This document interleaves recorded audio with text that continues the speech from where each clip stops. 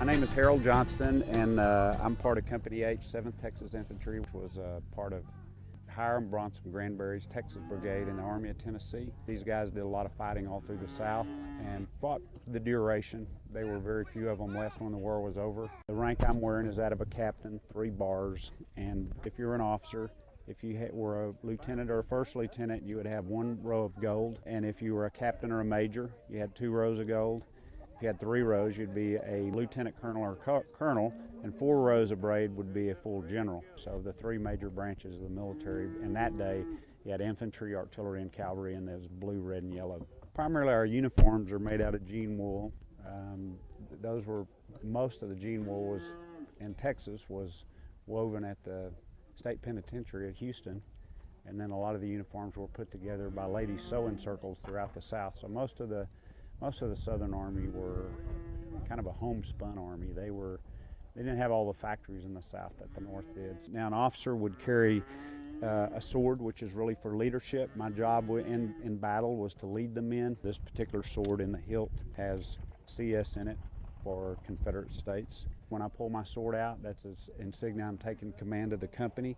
The sword was used primarily as for guidance. If I did need to defend myself in close range, then I would use a pistol.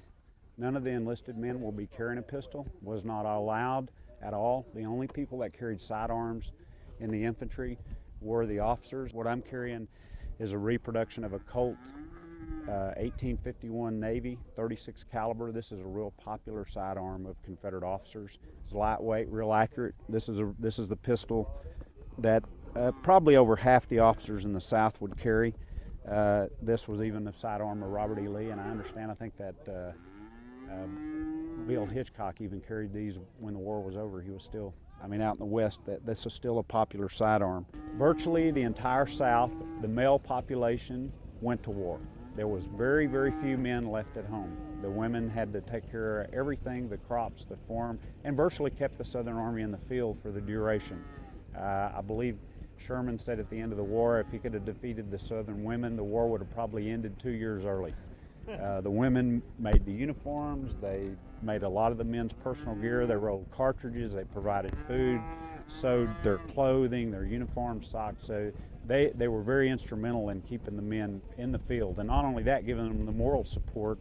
The Southern Army had the backing of the Southern people to the very end. There was never any doubt as to who they were defending. That was their own home states.